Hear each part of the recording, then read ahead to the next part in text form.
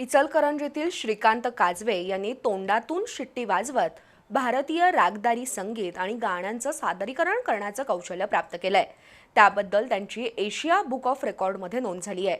यापूर्वी सन 2022 मध्ये 7 प्रकारची शिट्टी वाजवल्याबद्दल त्यांची इंडिया बुक ऑफ रेकॉर्डमध्ये नोंद झाली होती। मूळचे वारणानगर कोडोलीचे श्रीकांत काजवे 1980 सालापासून इचलकरंजीत स्थायिक झालेत। बी मेकॅनिकल शिक्षण घेतलेल्या श्रीकांत यांचा लेथ आणि फाउंड्री व्यवसाय आहे। 2008 पासून ते सुनीता गुरव यांच्याकडून शास्त्रीय गायनाचे धडे घेत आहेत।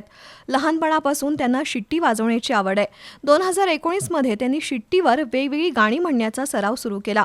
कोरोना काळात इंडियन व्हिसलर्स असोसिएशन आणि वर्ल्ड व्हिसलर्स असोसिएशनच्या मदतीनं त्यांच्या शिट्टी वाजवण्याच्या कलेला कलाटणी मिळाली।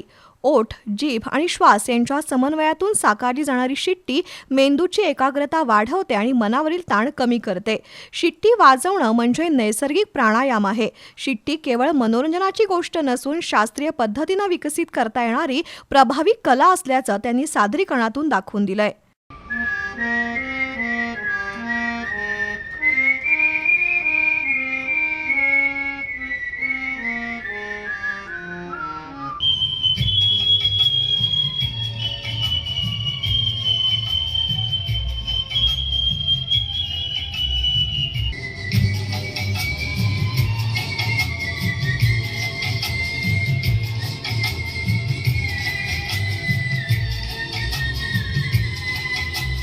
श्रीकांत काजवे यांनी आजवर pucker, palatal, throat, teeth, bottom lip, finger आणि हँड व्हिसल असे शिट्टीचे 7 प्रकार सादर केलेत।